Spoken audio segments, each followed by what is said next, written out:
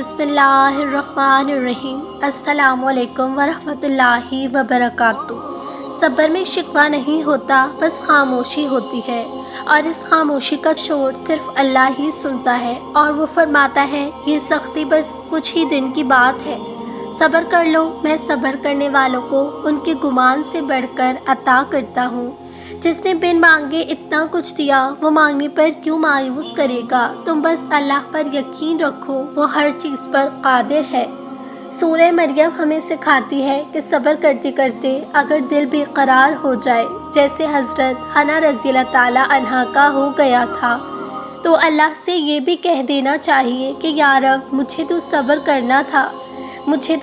کرنا تھا مگر دل تڑپ گیا ہے۔ سورہ مریم ہمیں سکھاتی ہے کہ کسی کے پاس اگر وہ نعمتیں موجود ہیں جو آپ کے پاس نہیں ہیں، جو آپ کو اپنے لیے ناممکن لگتی ہے، تو اللہ سے مانگ لینا چاہیے، کیونکہ وہ تو سب ہی کا رب ہے۔ جیسے حضرت مریم کے حجرے میں بے موسمی پھل دیکھ کر زکریا علیہ السلام نے اپنے لیے بے موسم کی اولاد مانگ لی، اور یہ نہیں سوچا کہ عمر بیت چکی ہے، کیونکہ وہ جانتے تھے کہ میرا رب کیا نہیں دے سکتا۔ سورہ مریم بتاتی ہے کہ دعائیں بھی زندگی بدل سکتی ہیں، اور کچھ لوگوں کو وہ موسیٰ علیہ السلام کی طرح لاڈلا رکھتا ہے، انہیں تکلیف دیتا ہے، آزماتا ہے، انتظار کرواتا ہے، لیکن پھر ان کے لیے سمندر سے راستہ نکالتا ہے، انہیں فرعون جیسوں سے محفوظ رکھتا ہے، انہیں پاکیزہ ہم سفر عطا کرتا ہے، اور ان کے ذکر کو آسمانوں پہ بڑھا دیتا ہے۔ کس نے کہا کہ لاڈلوں کی تکلیفیں نہیں ملتی؟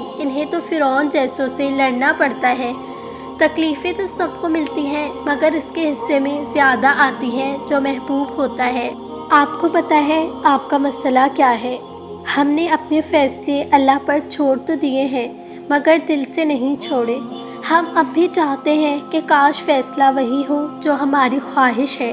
یہ کیسا اعتبار ہے بھلا؟ سمندر کے بیچ کھڑے شخص کو اس بات سے کیا غرض کہ کشتی آڑ لگے کے پار؟ اسے تو بس یہ یقین ہونا چاہیے کہ میں ڈوب بھی گیا تو میرے لیے آر یا پار جانے سے بہتر ہوگا۔ یہی تو اعتبار کا امتحان ہے۔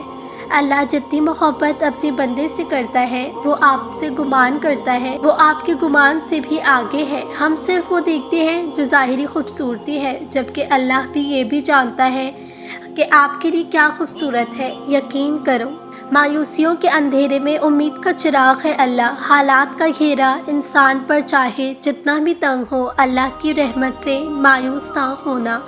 دعاؤں میں بہت طاقت ہوتی ہے، اور جب تم سچے دل سے اللہ سے مانگتے ہو تو وہ کبھی تمہیں مایوس نہیں کرتا، کیونکہ تمہارا رب بہت باعزت ہے، اور اس کو حیا آتی ہے تمہیں خالی ہاتھ واپس لوٹاتے ہوئے۔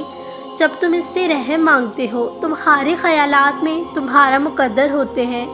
اچھا گمان رکھو گے تو وہ کام بھی ہو جائیں گے جس کے ہونے کا تم گمان بھی نہیں کر سکتے، اور جب یہ سوچ کر مایوس ہو جاؤ گے کہ اب کچھ نہیں ہو سکتا، تو وہ کام بھی ادھورا رہ جائے گا جو تمہاری نظر میں بے حد آسان ہے۔ رکو نہیں، جاری رکھو اس سفر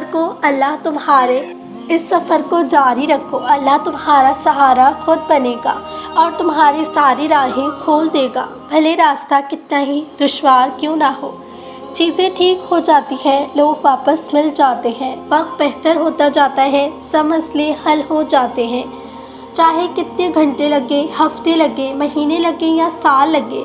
ہر ایک کی آزمائش کا اپنا وقت ہوتا ہے، مگر جب وہ کن کہے گا، آپ کا صبر اور خاموشی اس کو پسند آ جائے گی، تو لمحہ بھر بھی میں ٹھیک ہو جاتا ہے۔ خود کو یقین دلائیں، خود کو بتائیں کہ وہ میرا رب ہے، اس نے مجھے پیدا کیا ہے، وہ ساری دنیا میں مجھے نہیں چھوڑے گا۔ ساری دنیا کے لوگ مجھے غلط کہہ دیں، مگر میرا اللہ مجھے کبھی نہیں چھوڑے گا۔ تمہارے آنسو جو تمہاری روح میں اترتے ہیں پر کسی کو دکھائی نہیں دیتے، وہ اللہ پاک دیکھتا ہے۔ وہ تمہاری تکلیف سے بے خبر نہیں ہے، تم نہیں جانتے، لیکن وہ تمہاری حفاظت کیسے کرتا ہے۔ ہر طوفان بربادی لے کر نہیں آتا۔ حالات بڑے سخت ہو گئے ہیں، معاملات صحیح نہیں ہو رہے، جن پر بھروسہ تھا وہ دغا دے رہے ہیں۔ اب صبر نہیں ہو رہا، لیکن صبر اب بھی تو کرنا ہے۔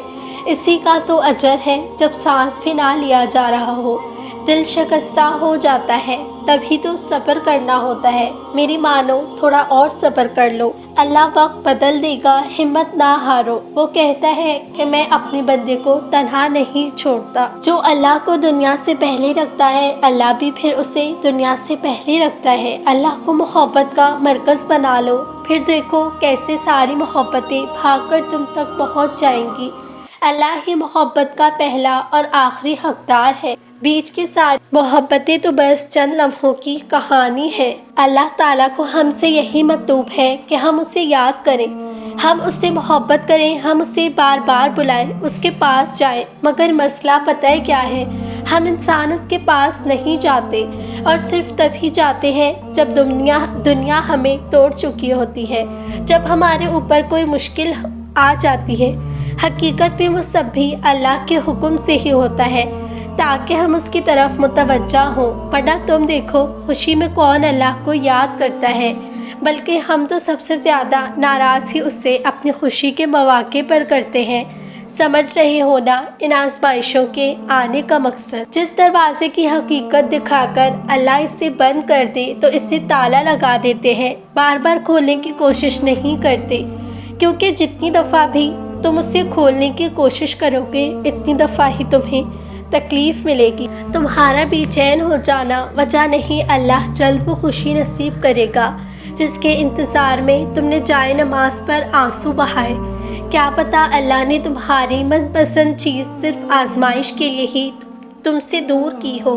इस इंतज़ार के बाद तुम्हारी दुआओं को ही तुम्हारे नसीब का हिस्सा लिख देना हो। कितना अच्छा है ना कि अल्लाह को वजाहतें नहीं देनी पड़ती। कितना अच्छा है कि वो बिन कहे सुन लेता है। वो बस दिल देखता है, और दिल देख ले तो फिर दिल फेर देता है।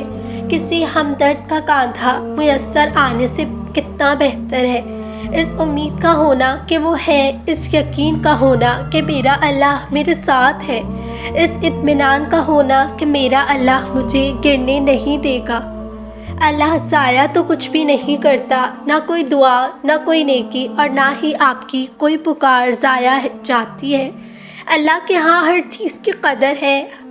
हर वो अमल जो इसके लिए हो, हर वो आंसू, वो आह जो सिर्फ इसकी याद में निकला हो, वो इसे याद रखता है और बेहतरीन वक्त पर बेहतरीन बदले से नवाज देता है। नाज़रीन, उम्मीद है आपको आज की ये वीडियो अच्छी लगी होगी। अगर अच्छी लगी है तो मेरे चैनल को सब्सक्राइब ज़रूर कीजिएगा, और बराबर में दिए गए बेल बटन को भी प्रेस कर दीजिएगा, ताकि मेरी हर आने वाली वीडियो का नोटिफिकेशन आप तक पहुँचे। जज़ाकल्लाह।